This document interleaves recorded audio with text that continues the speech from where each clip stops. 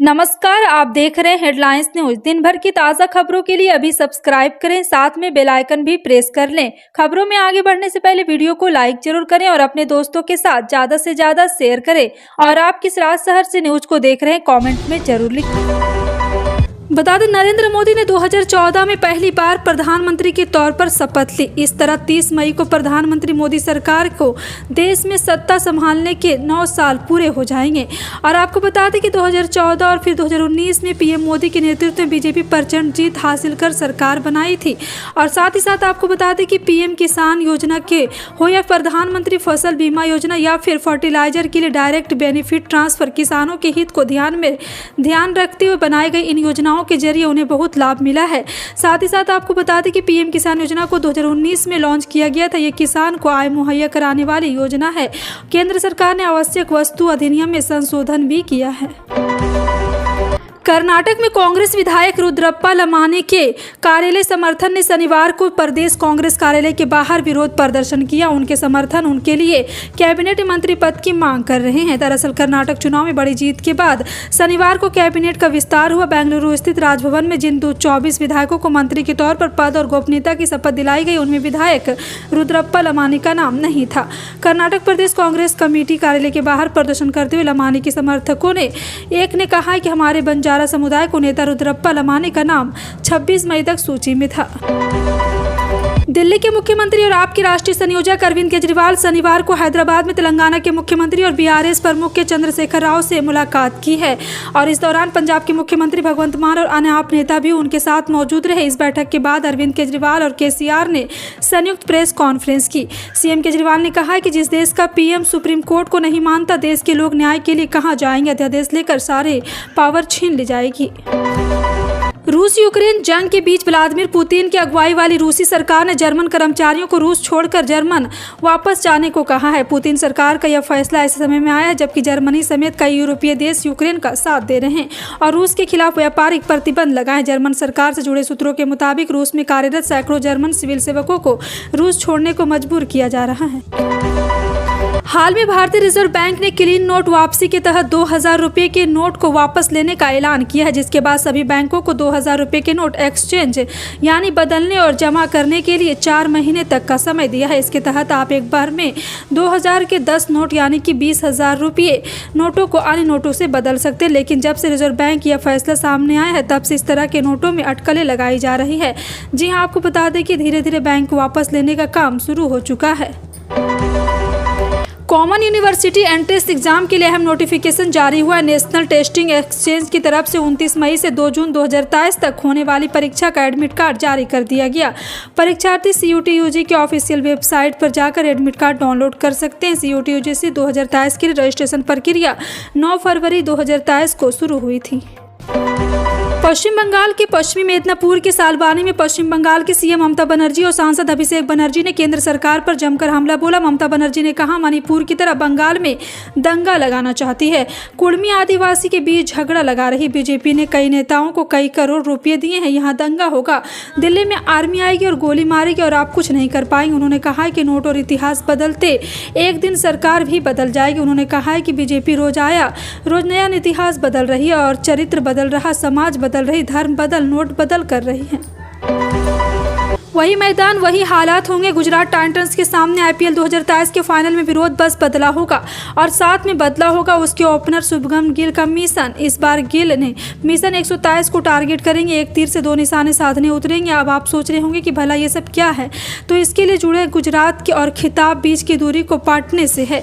गिल ने जुड़ने वाले माइलस्टोन से जहां तक पहुंचने वाले इकलौते खिलाड़ी होंगे। IPL 2023 में गुजरात टाइटंस की 11:15 है और वो भी क्यों नहीं, टीम लगातार दूसरा फाइनल जो खेल रही है। कर्नाटक की कांग्रेस सरकार ने राज्य में इंदिरा कैंटीन की एक बार फिर शुरुआत कर दी। मुख्यमंत्री सिद्धारमैया ने कहा वो फिर से इंदिरा कैंटीन शुरू करेंगे। उन्होंने 1 महीने के भीतर कैंटीन को शुरू करने की बात कही। इस कैंटीन में हाशिए पर मौजूद लोगों की मदद होगी और उन्हें 5 रुपये में नाश्ता और 10 रुपये में भरपेट खाना मिल सकेगा। कर्नाटक चुनाव में कांग्रेस पार्टी ने इस कैंटीन को दोबारा शुरू करने का वादा किया था। इमरान खान का गेम ओवर हो गया है, ऐसा हम नहीं कह रहे, बल्कि ये बातें नहीं है, बातें वही नवाज शरीफ की बेटी मरियम नवाज ने पाकिस्तान मुस्लिम लीग नवाज की उपाध्यक्ष मरियम ने इमरान खान का मजाक उड़ाया। पाकिस्तान तहरीक-ए-इंसाफ के चीफ इमरान खान का मजाक उड़ाते हुए मरियम ने कहा है कि उनका गेम ओवर यानी खेल खत्म हो चुका है। दरअसल मरियम ने ये टिप्पणी इमरान खान की पार्टी को छोड़कर जाने वाले नेताओं को लेकर की है। दरअसल मरियम नवाज PMLN के यूथ कन्वेंशन को संबोधित कर रही थी, इस दौरान उन्होंने ये बात कही है। मथुरा की श्री कृष्ण जन्मभूमि शाही ईदगाह मस्जिद मामले में लंबित सारे मुकदमों का ट्रायल अब से इलाहाबाद हाईकोर्ट में चलेगा। दरअसल शुक्रवार को इलाहाबाद हाईकोर्ट लंबित मुकदमों को ट्रांसफर करने की मांग के लिए दाखिल की गई याचिका को स्वीकार करते हुए फैसला सुनाया है। दरअसल इस याचिका पर कोर्ट ने 3 मई को फैसला सुरक्षित रखा था, जिसके बाद कल फैसला सुनाते हुए कहा कि कोर्ट ने जिला जज मथुरा को सारे लंबित मुकदमों को हाईकोर्ट ट्रांसफर करने का आदेश दिया, यानी अब से इस मामले में लंबित सारे मुकदमों का ट्रायल इलाहाबाद हाईकोर्ट में चलेगा। अगर आप भी 2000 के नोट बदलवाने के लिए बैंक जा रहे हैं तो ये खबर आपके काम की है। बता दें कि जून में कई दिन 2000 के नोट नहीं बदले जाएंगे और ना ही इस दिन बैंक से जुड़ा कोई काम होगा। जी हां, आपको बता दें कि यहां पर एक बार फिर से जून में 12 दिन बैंक अलग अलग कारणों के चलते बंद रहने वाले हैं। जून में किस किस दिन बैंक रहेंगे, RBI ने इसकी जानकारी पूरी दी है। ऐसे में आप कब कब 2000 का नोट बदलवाने बैंक जा सकते हैं, लिस्ट भी चेक कर सकते हैं। अगर आप सरकारी योजना का लाभ ले रहे हैं तो आपके लिए अच्छी खुशखबरी है, क्योंकि सरकार ने 8220 ग्राम पंचायतों को बड़ा तोहफा दिया है। नेशनल लेवल स्टीयरिंग कमेटी यानी कि NLSC की ओर से भारत की केंद्रीय क्षेत्र को जल संरक्षण योजना अटल भूजल की मियाद 2 साल बढ़ा दी है। इसमें इस योजना के समय सीमा 2025 थी, लेकिन अब इस योजना की अवधि 2 साल और बढ़ाकर 2027 कर दिया, जिससे देश की कई ग्राम पंचायत के लोगों को राहत मिली है। नीति आयोग की 8वीं गवर्निंग काउंसिल की शनिवार को हुई बैठक में इस बार PM मोदी ने विकसित भारत की रोड मैप को लेकर राज्य के मुख्यमंत्रियों के साथ चर्चा की। प्रधानमंत्री नरेंद्र मोदी ने 2047 तक विकसित भारत के लक्ष्य को हासिल करने के लिए साझा दृष्टिकोण विकसित करने की जरूरत को रेखांकित किया और राज्यों से नागरिकों को सपना पूरा करने वाले कार्यक्रमों को पूरा करने में सक्षम वित्तीय रूप से विवेकपूर्ण निर्णय लेने को कहा है। भारत में कोविड के एक्टिव मामलों की संख्या में कमी हो रही। केंद्रीय स्वास्थ्य मंत्रालय ने आज सुबह कोरोना वायरस के नए आंकड़े जारी कर दिए। देश में एक दिन में कोरोना वायरस संक्रमण के 425 नए मामले सामने आए, जबकि सक्रिय मामलों की संख्या घटकर 5259 रह गई। इससे पता चलता है कि देश में कोरोना के ग्राफ में लगातार गिरता जा रहा है। आंकड़ों के मुताबिक कोरोना में मरने वालों की संख्या 3 मौतों के साथ बढ़कर 5,31,859 हो गई, जिसमें केरल में कोरोना वायरस से 1 की मौत भी हुई है। 7 राज्यों में पानी की कमी का सामना कर रही 8220 ग्राम पंचायतों में चलाई जा रही अटल भूजल योजना 2025 के बाद भी अगले 2 साल तक जारी रहेगी। योजना की राष्ट्रीय संचालन समिति की 4थी बैठक में इस आशय का निर्णय लिया गया। अटल भूजल योजना गुजरात, हरियाणा, कर्नाटक, मध्य प्रदेश, महाराष्ट्र, राजस्थान और उत्तर प्रदेश के 80 जिलों में चलाई जा रही है। और जल संसाधन विभाग के सचिव पंकज कुमार की अध्यक्षता में हुई बैठक में इस योजना की समग्र प्रगति की समीक्षा की गई। पश्चिम बंगाल के मुख्यमंत्री तृणमूल कांग्रेस प्रमुख ममता बनर्जी ने पूर्व मेदिनीपुर जिले के एगरा इलाके के लोगों से शनिवार को माफी मांगी। उन्होंने कहा कि अगर खुफिया तंत्र ने ठीक से काम नहीं किया तो हादसे को रोका जा सकता है। बता दें कि एगरा इलाके में 16 मई को एक अवैध पटाखा कारखाने में विस्फोट होने से 12 लोगों की मौत हो गई थी और कई लोग घायल भी हो गए थे। सिंधेगुट के सांसद गजनान कीर्तिकार के बयान से महाराष्ट्र की राजनीति गर्मा गई है। शनिवार को सांसद के बयान पर राज्यसभा सांसद संजय राउत ने प्रतिक्रिया दी है।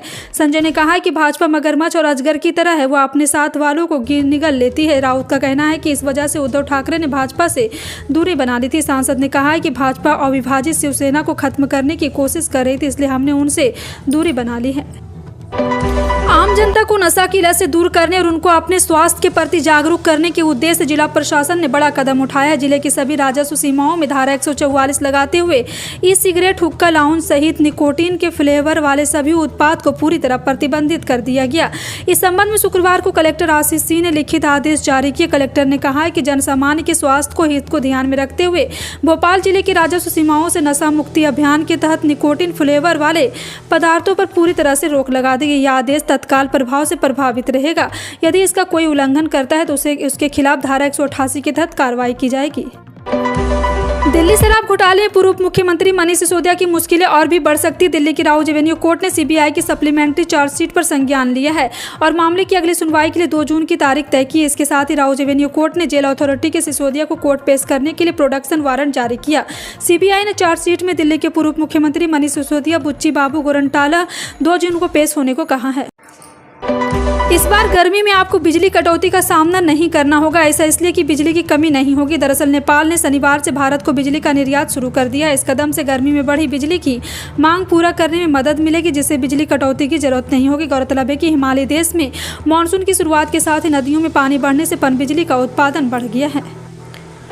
उत्तर पश्चिमी भारत में लगातार 2 दिन आंधी तूफान रहने की संभावना है। अरब सागर से नमी की वजह से आज और कल सुहावना मौसम बना रहेगा। भारतीय मौसम विज्ञान विभाग के अनुसार इसका प्रभाव अधिकतर उत्तर प्रदेश में रहेगा और उसका अगले दिन इसकी कमी की जाएगी। IMD के वैज्ञानिक डॉक्टर सोमा सेन रॉय ने बताया कि अरब सागर से नमी की वजह से उत्तर भारत के आज भी कल भी आंधी तूफान आने की संभावना है।